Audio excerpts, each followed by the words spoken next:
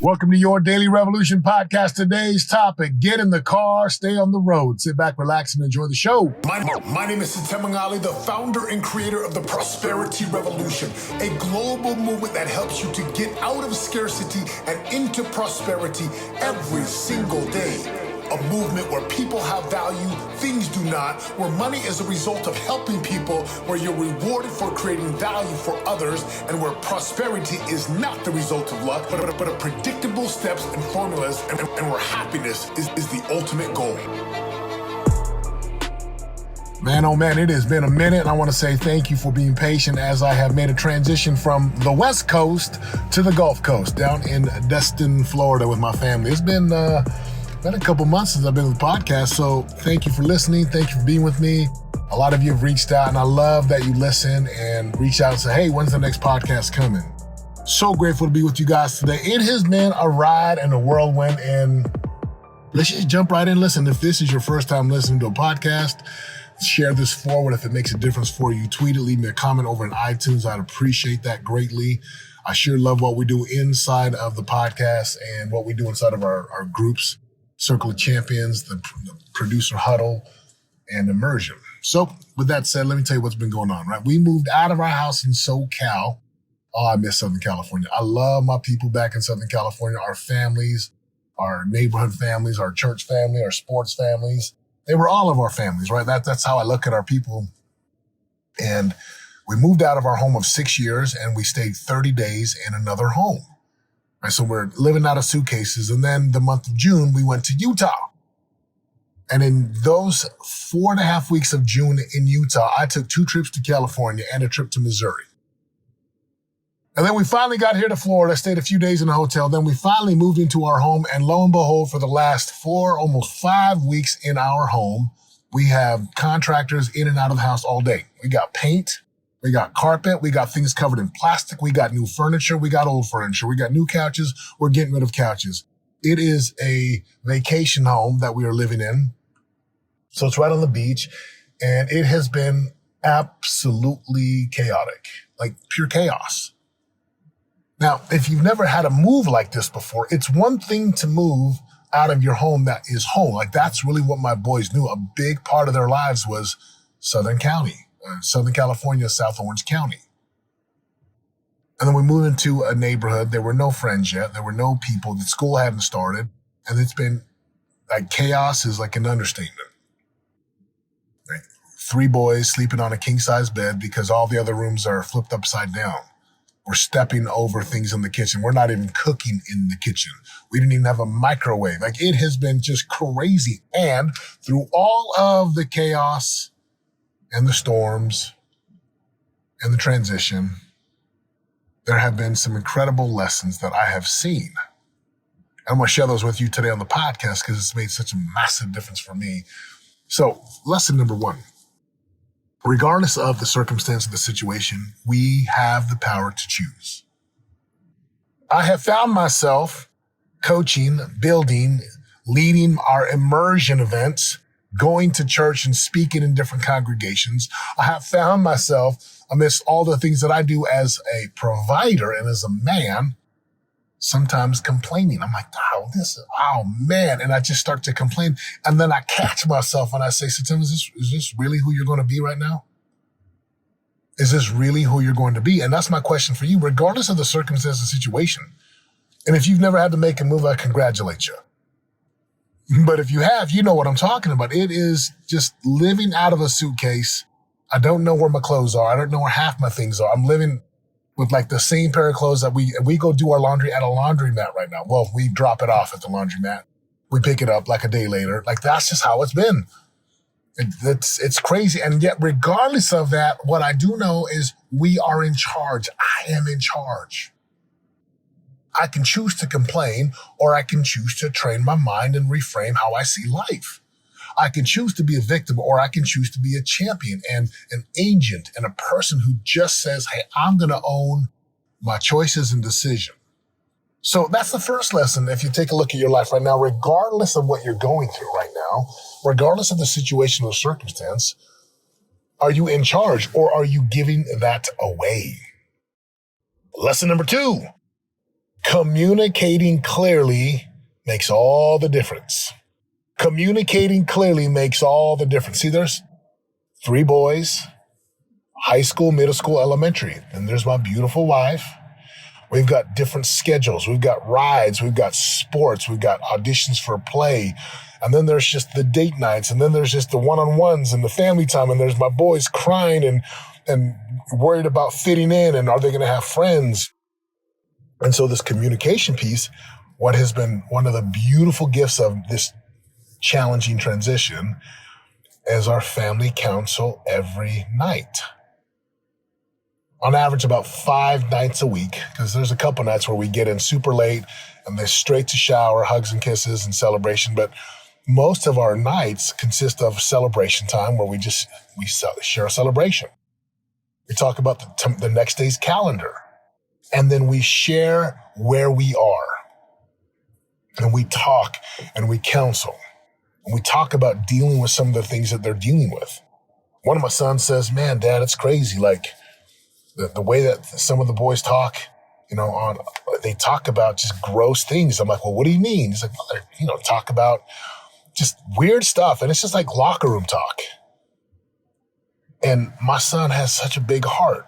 Like, he is such a big heart, and he's so pure, and he's such a leader. He's such a great young man. He doesn't get why these boys who are older than him talk this way.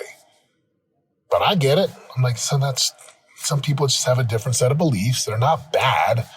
They just don't have the same standards. And that's not our place to judge him. But what you can do," and I've given him some counsel and feedback, and he's getting better. And we communicate. So how often do you communicate with your spouse and your family? I love being able to come home and have one of my sons, after we pray, we do our celebrations, we calendar. And this is every night. Almost every night we're sitting on the couch in our home. And I love it. One of my sons will be like, "Dad, can I just talk to you just without the family?" "Sure." And then we talk. And I love that my boys can come talk to me about the personal challenges that they're facing, kind of the ups and downs and the feelings of inadequacy, or, help with certain things, with whether it's school or fitting in or friendship or like their physical health. I love it. I love that my boys will come and cry to me and just talk. This is exactly the clarity that I've had over the last 10 years with my sons. I said, I want my sons to trust me fully. And one of the ways that you can get your kids to trust you is to communicate. Listen to understand, is what Covey says. Listen to learn. Like, really take on this. What can I learn from my sons? Or what can I learn from my spouse? What can I learn from my employees? What can I learn from my partners? What can I learn from my strategic business partners or my mentors? Like, there is a component of listening where most people listen to whoever they're listening to from where they stand. But I say listen to learn, which means you got to listen to what's going on over there. Over there where that other person is. And you really become this powerful listener by having this deep desire to understand, to learn, to see where they are, what they're going through. And don't listen to respond. Just listen to learn. So communication makes all the difference. I call my wife a couple times a day. In fact, I just called her before I did the start of the podcast. Middle of the day. I'm on a break right now. I missed a little break. And we communicate, we talk about everything. Who's picking up who's dropping off who, what do we got for dinner right now? Every meal right now is out. We don't have a kitchen that works. We don't have much that's functioning, so we're eating out. And I can tell you right now, I cannot wait to cook my own steaks, my own chicken, and my own pot of rice in my own kitchen. But until then, I'm getting to know all the fast food people around this place, and they see me, they're like, "You want the regular?" I'm like, "You got it. Give me the regular." Are you communicating? So number one, regardless of circumstance, we are in charge. You are in charge, my friends. Number two, communication, really makes a difference. It's all the difference. Communicating to see where you're at, where you're going, where your family is, what's going on in your world, what's going on with your family. And although there's many lessons, I'll give you a third and final lesson. The adversity forges you. The adversity forges you, right?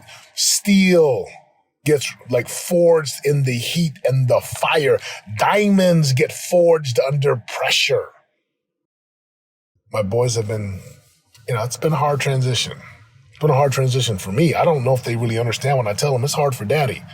It's tough for me. I went from Orange County to Destin, Florida. Different, very different, both beautiful areas.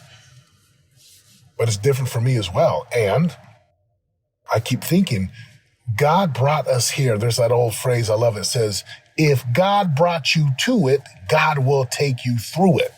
It doesn't mean that we're not going to go through bumps and bruises and all kinds of ups and downs. It doesn't mean like it's going to be easy or a cakewalk. All it simply means is that we get to be refined. I think all the things that don't serve us get chipped off through this fire, this adversity, through these challenges. And that's one thing I'm really trying to help my son see is, like, this is tough, I know, but it only makes us stronger. So if you take a look at the things you're going through right now, some of you have had COVID.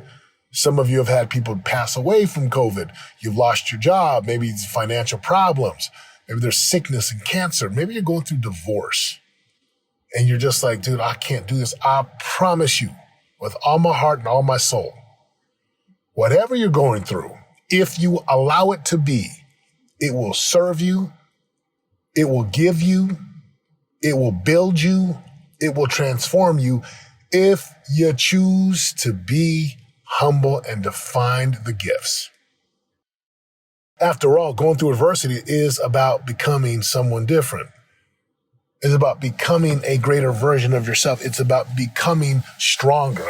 So one of my good friends says, right, to be the best, you got to build the best, which means you got to build a version of you that can handle and withstand all the challenges. It's what I'm teaching my sons right now, right? One of my sons gets up at 4:40 in the morning. I wake him up at 4:40.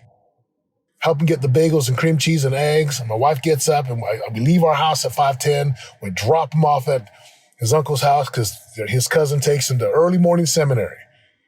I start my day at 4:40 and my boy is tired. And I'm like, son, this is going to get you better. We got to sneak in naps when we can. We got to get rest on the weekends. And he sleeps.